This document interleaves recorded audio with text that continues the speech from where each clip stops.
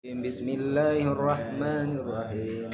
Alhamdulillahi rabbil alamin. Arrahmanirrahim. Maliki yaumiddin. Iyyaka na'budu wa iyyaka nasta'in. Ihdinas siratal mustaqim. Siratal ladzina an'amta 'alaihim ghairil maghdubi 'alaihim waladdallin. Bismillah, alhamdulillah, wassalatu wassalamu ala rasulillah sayyidina wa maulana Muhammad bin Abdullah wa ala alihi wa sahbihi wa ala la hawla wa la quwwata illa billah, amma ba'du. Qala sallallahu ta'ala wa nafa'ana wa bi ulumi fid darin amin. Kita tetap fikih, cuman fikihnya tentang hadis. Kemarin kita juga membahas tentang jamaah, masalah berjamaah ya. Keutamaan berjamaah yang kita bahas kemarin itu tentang masalah sahabat Ummu Maktum yang minta keringanan kepada Rasulullah karena tidak bisa melihat, matanya buta, apakah mendapatkan keringanan untuk bisa melaksanakan sholat di rumah? Kata Rasulullah, tidak, selama kau masih bisa mendengar adzan maka laksanakan sholat di masjid. Nah, itu orang yang buta aja nggak ada keringanan. Akhirnya Ummu Maktum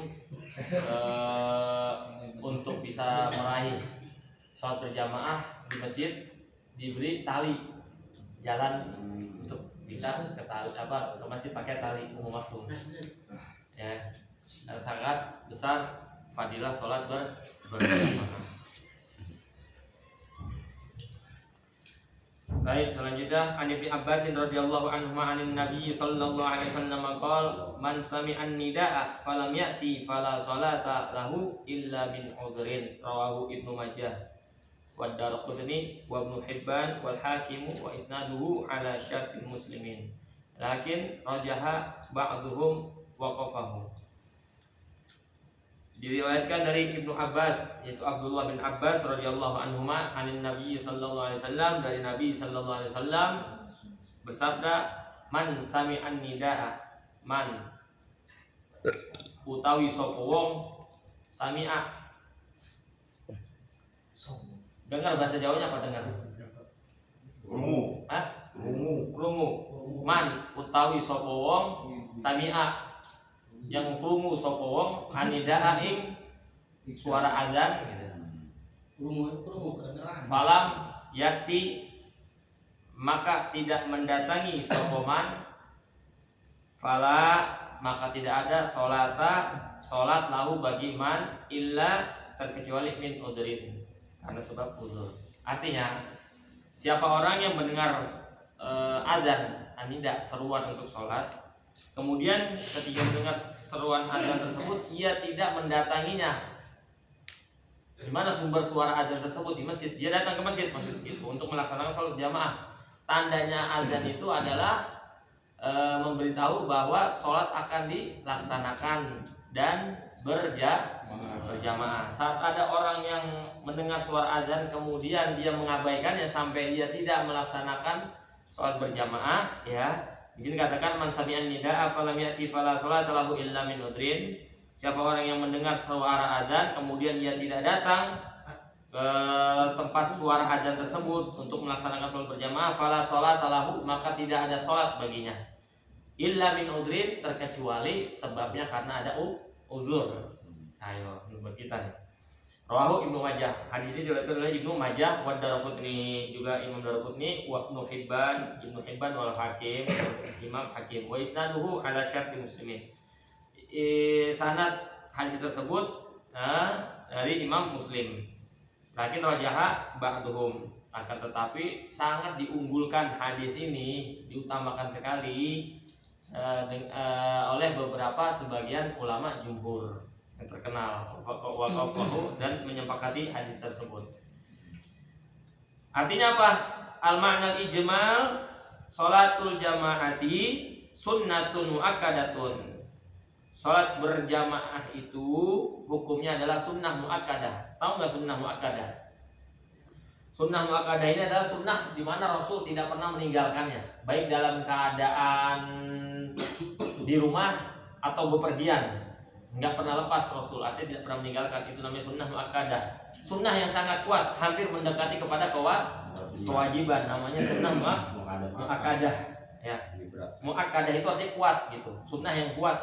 Rasul tidak pernah meninggalkannya, baik dalam keadaan di rumah ataupun pergi saat peperangan, ini nggak pernah ditinggalkan oleh Rasul. Falida, nah dengan itu lam yurakhis asyari'u, syariat tidak memberikan keringanan terhadap orang yang meninggalkan sholat berjamaah fi tarkiha, di dalam meninggalkan sholat berjamaah ya. Illa li udrin, terkecuali sebabnya karena ada udzur. Kalau ada udzur nggak apa-apa ya. Udzurnya apa dulu nih ya kan? Illa li udrin minal a'dzari, terkecuali sebabnya karena udzur dari beberapa udzur. Wal a'dzaru katsiratun minha, udzur meninggalkan sholat berjamaah, bukan meninggalkan sholat ya, tapi tidak sholat berjamaah ya. Ya. Katsiratun itu banyak sekali. Minha iku utawi di antara katsirah al khaufu, utawi takut. Ada rasa takut mau sholat berjamaah mungkin ya, takut ada musuhnya, ada orang yang mau berbuat jahat sama dia ya kan. Kalau zaman dulu mungkin ada begal kali, takut ada begal gitu kan, pengen dibunuh ya kan. Itu menjadi alasan untuk tidak melaksanakan sholat berjamaah di masjid. Sekarang kalau takut ketinggalan kereta itu juga sholat berjamaah di kereta. Sholatnya di Istiqlal ya. Sholat di Istiqlal.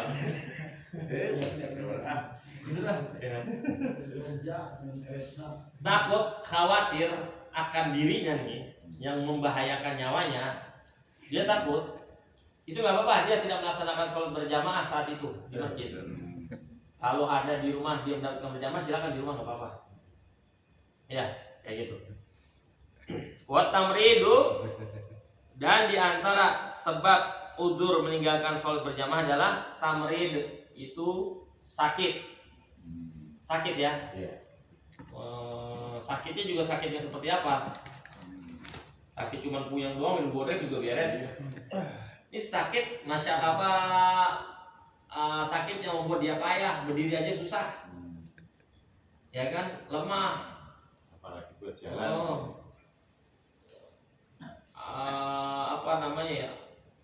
Sampai nggak ada tenaga bagi dia. Berdiri dia nggak mampu, berjalan tidak mampu, bagaimana mau berdiri, berjalan jadi nggak mampu ke masjid gitu kan. Maka udzur bagi dia untuk tidak melaksanakan sholat berjamaah di masjid.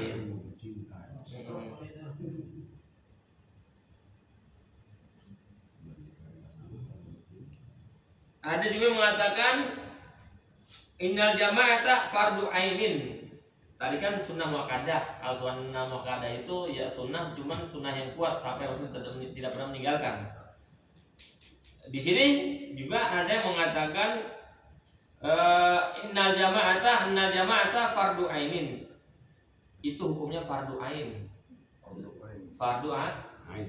Ada fardu ain, ada fardu kifayah. Kalau fardu ain ini tanggung jawab terhadap individu masing-masing ya, perorangan. Kalau dia tidak melaksanakan kewajiban tersebut, dia berdosa.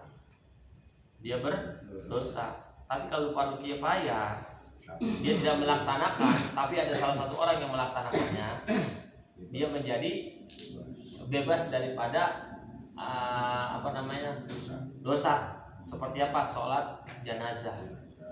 Sholat jenazah ini hukumnya fardu kifayah. Ini ada di kampung ini ada yang meninggal, ini kagak ada yang nyolatin, ya kan?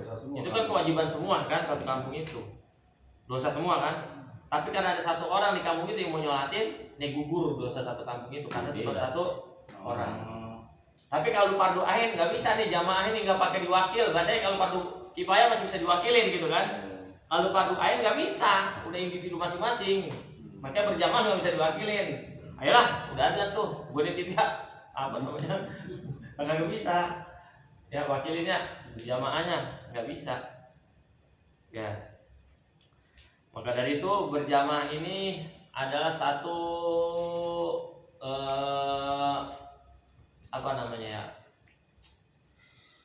suatu fadilah yang sangat besar yang Allah berikan kepada orang yang mau melaksanakan sholat berjamaah di masjid.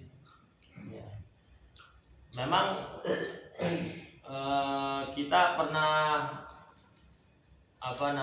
berdiskusi waktu dulu.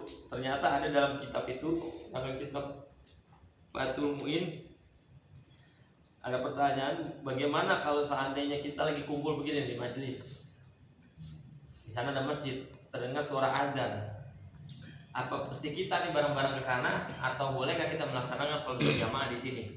Karena sudah mendapatkan jamaah banyak orang di sini, di rumah atau di majelis. Nah, itu perbedaan pendapat. Ada yang mengatakan tetap ke masjid, ada yang bilang enggak apa-apa, sudah berjamaah aja di majelis ini, karena sudah terdapat begitu banyak jamaah untuk melaksanakan sholat berjamaah di tempat kayak begitu. Ya, tapi yang bagusnya ke masjid. Ya, yang bagusnya ke masjid. Man sami'an nida'a, yang dimaksud man sami'an dan nida'a di sini adalah al-adzan, yaitu azan. Fala sholata lahu, yang dimaksud tidak ada sholat di sini. Orang enggak sholat berjamaah, enggak ada sholat bagi dia. Artinya fala sholata lahu kamilatan indal jumhuri. Enggak, artinya sholatnya enggak sempurna. Pahala sholatnya enggak seperti pahala sholat orang yang berjamaah di masjid. Makanya Rasul mengatakan dalam hadisnya, sholatul jamaati afdalu min sholatil fardhi bisab'in wa 20 darajah. Sholat berjamaah itu lebih afdol, lebih utama daripada sholat sendiri dengan 27 derajat. Paham? Dengan 27 derajat. Bandingannya jauh. Kalau kita sholat di masjid berjamaah dengan sholat kita sendiri di rumah, itu jauh perbedaannya. Ya, ini ada ceritanya. Kenapa bisa terjadi seperti ini? Jadi gini dulu, di zaman Rasul ada sahabat tertinggal sholat berjamaah sebab kedatangan tamu. Ya, dia menghormati tamu, memuliakan tamu. Saat tamu itu pulang, bergegaslah sahabat ini ke Masjid Nabawi untuk melaksanakan sholat berjamaah. Ternyata sudah sepi, tidak ada. Dia menyesal, nggak bisa melaksanakan sholat berjamaah. Akhirnya dia melakukan sholat tersebut di rumah, sholat isya sebanyak 27 kali. Ya kan? Diganti, rugi dong maksudnya gitu kan. Nah, di situ setelah sholat berjamaah, sholat isyanya dia lakukan, kemudian dia tertidur dan bermimpi. Di dalam mimpinya itu dia melihat begitu banyak rombongan berkuda, dan di antara rombongan tersebut ada Rasulullah Shallallahu Alaihi Wasallam. Ya, dia ingin masuk ke rombongan pasukan tersebut, tapi nggak bisa. Dia raih tangan untuk ikut, nggak bisa juga. Kenapa bisa seperti itu? Nah, di antara rombongan tersebut menjawab bahwa engkau tidak bisa masuk ke dalam rombongan kami karena tidak ikut sholat berjamaah bersama kami. Nah, disitulah Nabi mengatakan sholat berjamaah afdalu min sholatil fardhi bisab'in wa 20 darajah, 27 derajat. Ya, kalau kata Imam Ibnu Abbas, 1 derajat itu perjalanan yang harus ditempuh selama 500 tahun lamanya. Ditempuhnya harus 500 tahun perjalanan lamanya. 1 derajatnya. Imam Ibnu Abbas kayak begitu.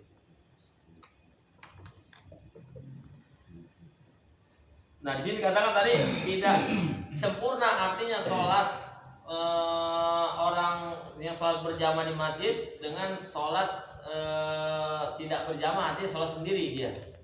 Ya, yang berjamaah di masjid sholatnya sempurna, dia dapat pahala yang besar, sempurna. Tapi yang tidak berjamaah itu tidak sempurna. Ya. Wa nabi sihhati sholat inda Ahmad. Adapun mentiadakan sahnya sholat, artinya tidak sah nih sholatnya gitu loh, menurut Imam Ahmad. Li'annahu yara anna sholatal jamaati fardu ainin, kayak tadi tuh. Kalau menurut Imam Ahmad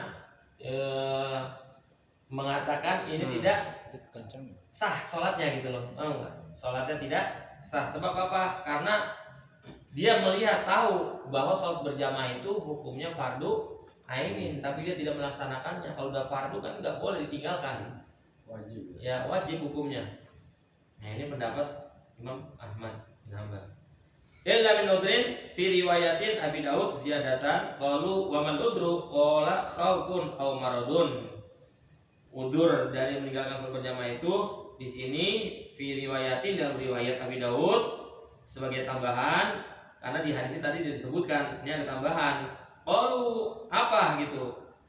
Mereka bertanya, apa udurnya wahai Rasulullah? Wa mal udru gitu. Qala khaufun aw maradun gitu. Kalimatnya, lafadznya adalah khaufun aw maradun. Kalau tadi kan tamrid, ini maradun, sama mananya. Ya, khaufun khawatir, takut akan jiwanya, aw maradun atau sakit. Lam yakbalillahu minhu as-salata allati shalla. Isnadin dhaifin. Ini isnadnya, sanadnya dhaif lemah. Amil adari aidon al-mator wariyah al-baridah. Ini mungkin jadi sebab alasan kita mau sholat subuh malas rasanya, ya kan? Asik kadang dulu yang kan sholat subuh berjamaah. Padahal patokan orang ini benar-benar munafik apa enggak kan kemarin sebutkan. Sholat subuh sama sholat isya ya. Sholat isya berjamaah sama sholat subuh patokannya. Dia bisa melaksanakan sholat subuh berjamaah, udah lepas dari sifat munafik. Kata Rasulullah, atqal sholat al munafikin sholatul isya wa sholat subuh fil jamaah. Paling berat sholat yang dilakukan oleh orang munafik adalah sholat isya dan sholat subuh berjamaah, gitu kan? Nah jadi alasan nih asik nih. Yang begitu yang sering nggak berjamaah atau tiap hari nggak berjamaah nih. Apa? Pemilah dari Aidon yang termasuk udzur untuk meninggalkan sholat berjamaah adalah al-mator, apa namanya, hujan ya kalau lagi musim hujan ya wajar nih kalau hujan wajar. Nah ini wariyah al-baridah, ada angin yang dimana anginnya sangat dingin gitu. Nah, subuh dingin ya kan, ini nggak apa-apa mau sholat subuh nggak berjamaah, angin lagi kenceng dingin, jangan tidur lagi sholat di rumah. Ini artinya penjelasan tentang tidak melaksanakan sholat subuh berjamaah di masjid, tapi di rumah. Jangan jadi sana dingin tidur lagi, enggak kayak gitu ya. Ini tentang masalah sholat berjamaah ya. Lakin wajah ba'duhum wa waqafahu min tariqi syu'bah mauqufan wa marfu'an wal mauquf kama fil hadithi bi ziyadatin illa min udrin. Nah, tadi yang mengatakan hadis ini rojah unggul hadisnya bagus gitu kan, min tariqi syu'bah mauqufan wa marfu'an. Dari tariq syu'bah mauqufan wa marfu'an. Kalau tadi kan sebutkan isnadnya dhaif ya, tapi sini katakan mauqufan wa marfu'an sampai kepada Rasul sallallahu alaihi wasallam. Nah, hadis ini sebenarnya semua hadis hukumnya sahih. Kalau kita belajar ilmu mustalah hadis itu semua hadis hukumnya sahih. Karena hadis itu adalah tindakan dan ucapan Rasul sallallahu alaihi wasallam, itu namanya hadis. Terkecuali hadis maudhu, palsu, itu nggak boleh diamalkan. Kalau hadis dhaif masih boleh kita amalin. Dhaif sebab apa? Dhaif karena sebab perawinya, periwayatnya. Yang meriwayatkan hadis ini bermasalah. Yang meriwayatkan hadis ini bermasalah. Apa masalahnya? Mungkin dia bohong. Tuh, hati-hati. Makanya ada orang-orang hadis ini sahih. Ya emang langsung dari Rasulullah gitu kan. Ya kan, berapa orang yang harus dilewati dalam hadis itu. Kita nih belajar hadis nih dari gini nih. Hadis yang kita dapatkan pertama dari guru kita dulu kan. Guru kita dari guru kita lagi, dari guru kita lagi kan, begitu kan. Nggak mungkin langsung dari Rasulullah kan. Nah di antara perawi-perawi itu dari guru kita, guru kita, apakah ada di antara guru kita ini yang rusak, yang meriwayatkan hadisnya? Sebab apa? Gitu. Iya, jadi dhaif. Meragukan. Nggak meragukan dhaif karena dhaif itu jadi lemah, hadisnya kuat.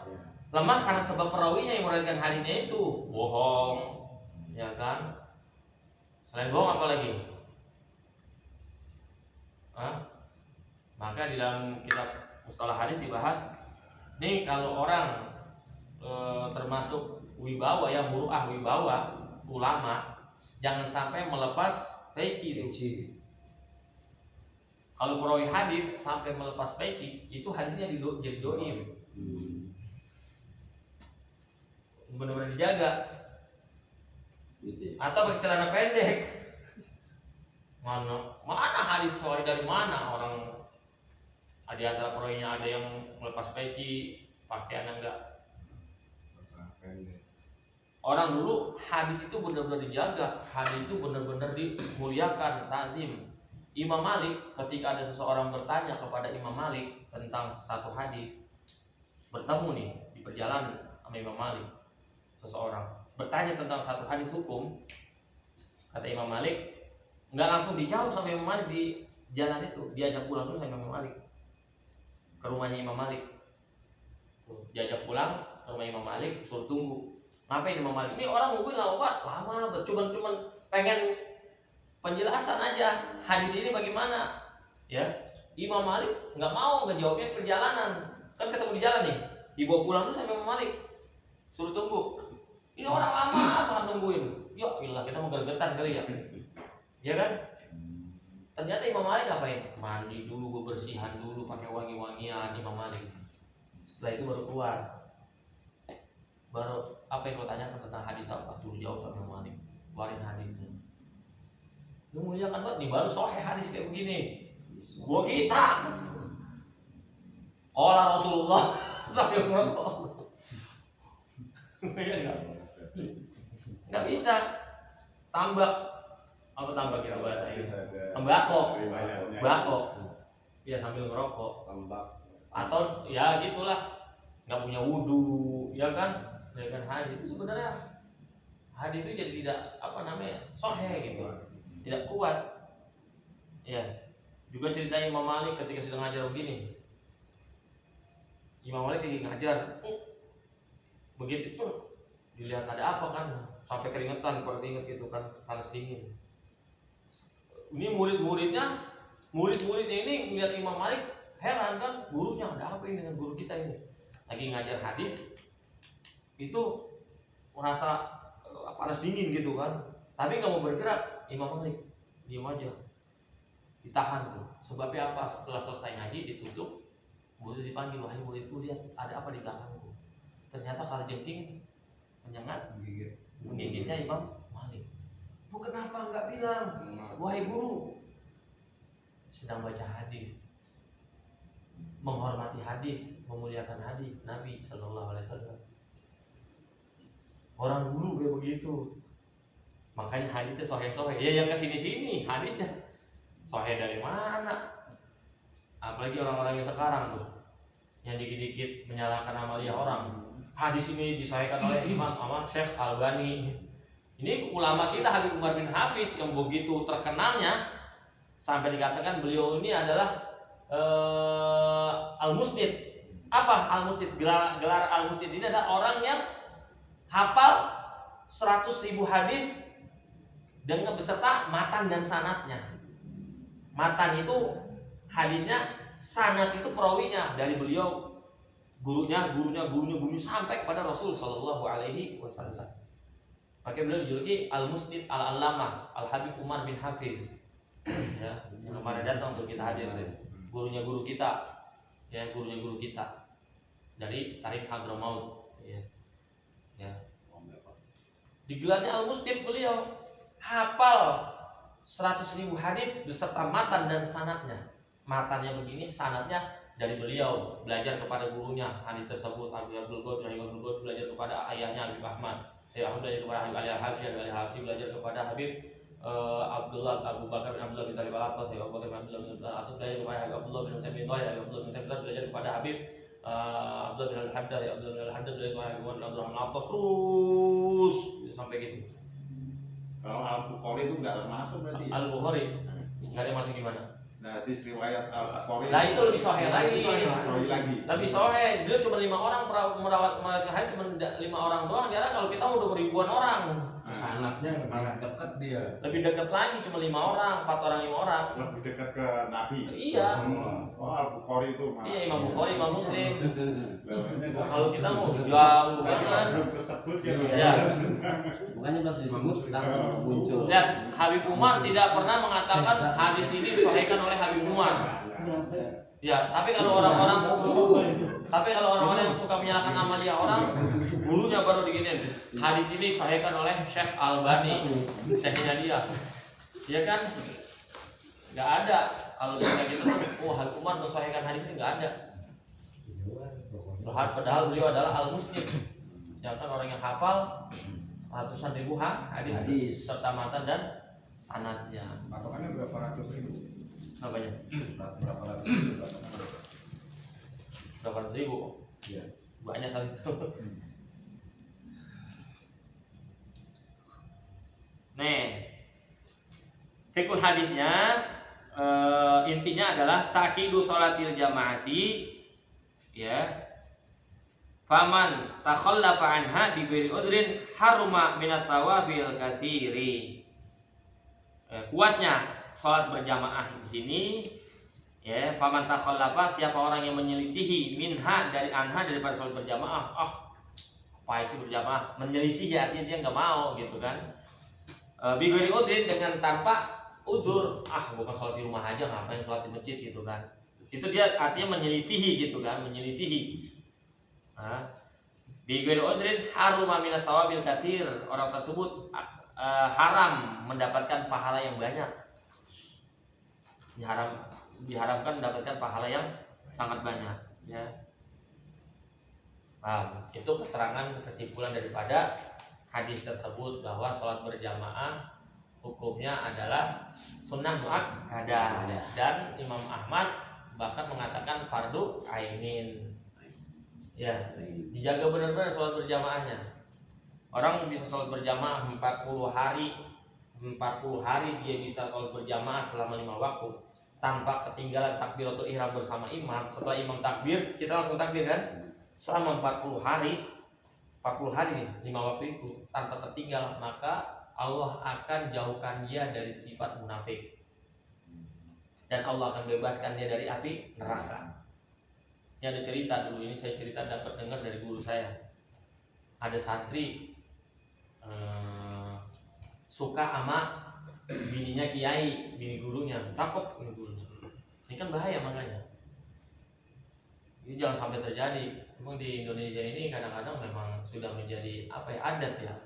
Kalau di Jawa-Jawa itu pesantren, bahkan ada juga sebagian santri ya berkeliaran gitu kan. Lalu saya terserang, guru kita Ustaz Jubaidi tahu kan, kawannya sendiri. Itu guru saya istrinya nggak pernah keluar kecuali karena ada hajat aja. Itu kalau ada santri, kalau istrinya keluar, santri ada suruh masuk. Ya kan? Jangan jangan dilihat ya Allah. Pernah marah guru saya. Ini cerita santri suka sama bini gurunya, tapi ini santri nggak tahu kalau ini bini gurunya, istri dari gurunya nggak tahu. Wah, mengungkapkan rasa cintanya sama dia perempuan ini, padahal ini istri gurunya. Ya dianggap biasa aja gitu kan. Ini nggak bilang kalau saya ini istri dari gurumu gitu loh, nggak bilang. Akhirnya sang istri pintar juga kan, dia kan meminta pendapat sama suaminya. Dia ada santri Kang Mas yang suka sama saya gitu. Terus ya gimana ya, dia sudah mengungkapkan rasa cintanya sama saya. Ya udah gimana, dia mau menikahi saya, apa-apa, cuma kasih syarat. Syarat apa? Jika dia bisa melaksanakan sholat berjamaah selama 40 hari 5 waktu itu tanpa tertinggal takbiratul ihram bersama imam, silakan. Gua dikasih syarat seperti itu. Nah, semakin sangat semangatnya cintanya dia sama istri dari gurunya ini kan, dia lakuin tuh. Nunggu suara adzan subuh langsung dia bergegas sholat, imam takbir, dia takbir sampai 40 hari. Udah 40 hari nih, bukan dia yang lagi, santrinya. Ya, anak istri dari kiai ini gimana? Udah siap belum? Saya udah siap nih. sudah nggak mau lagi, sudah saking asiknya sholat berjamaah, jadi hilang keinginan buat bermaksiatnya, hilang gitu loh. Ya, Allah bebaskan dari sifat munafik dan juga Allah bebaskan dari api neraka. Itu berjamaah kayak begitu. Ya, nah kita bisa nggak kayak begitu? Insya Allah bisa.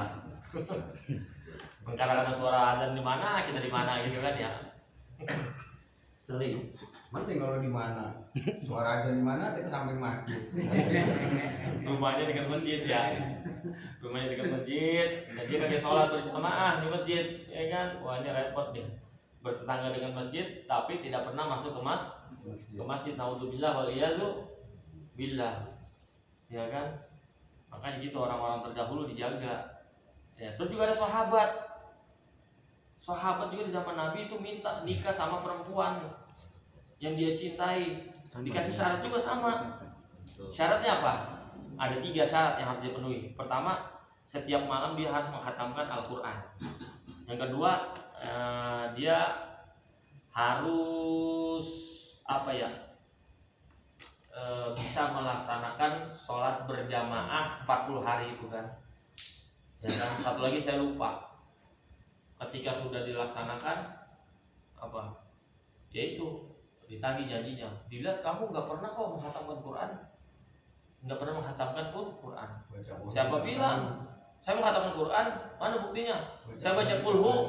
Kan kata Nabi, kulhu itu man qara'a siapa yang membaca surat Al-Ikhlas sebanding dengan sepertiga Al-Quran. Kalau dia baca 3 kali berarti khatam Quran ya. Pinter dia kan, khatam Quran. Dia malah saya baca kulhu 3 kali gitu kan, khatam Quran. Kalau berjamaahnya dia lakuin. Satu lagi saya lupa tuh. Akhirnya mau tuh perempuan itu dikasih syarat seperti itu dilakuin, ya kan? Yang mudah-mudahan yang sedikit ini bermanfaat buat kita semua. Amin. Dan ini kita bisa mengamalkan sholat berjamaah, ya kan? Dapat waktu fadilah, ya kan? Waktu ikhtiar. Di mana kita waktu fadilahnya yang kita cari, ya? Selain waktu fadilah berarti waktu ikhtiar, ya kan? Wallahu a'lam bishawab. Alhamdulillahirabbil alamin. Al-Fatihah.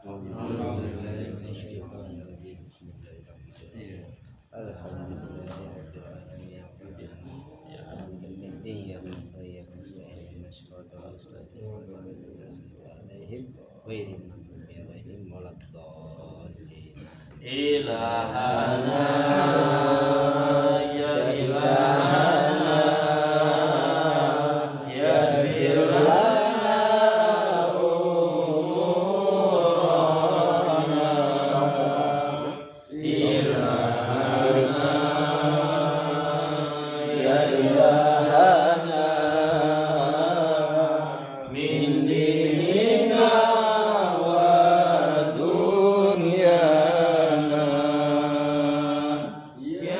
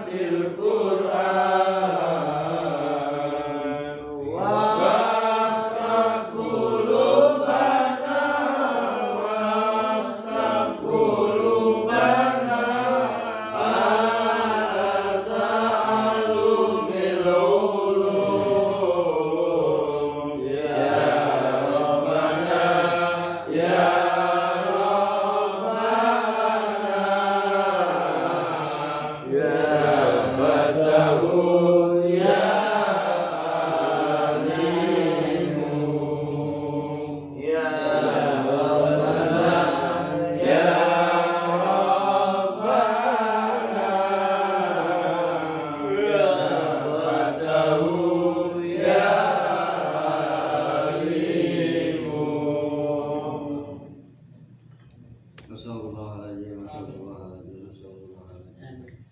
Allahumma antal awal falaisa qablaka syai'un wa antal akhir falaisa qablaka syai'un wa antal alimul ghuyub wa anta ala kulli syai'in qadir wa antal alimul ghaib wa anta ala kulli syai'in alim. Allahumma inna nas'aluka salamatan fid din wa afiatan fil jasad wa afiatan fil imani wa barakatan fil rizqi halal thayyibah wa barakatan qadal maut wa rahmatan indal maut wa maghfiratan ba'dal maut. Allahumma hawin alaina zakratul maut wa minan nari wa rafain rizal. Rabbana zalamna bilam taghfir lana wa tarhamna lanakunanna minal khasirin. Rabbana atina fid dunya hasanah wa fil akhirati hasanah wa qina adzabannar. Subhana rabbika rabbil izzati amma yasifun wa salamun alal mursalin walhamdulillahi rabbil alamin. Ki dimakan. Makan ki.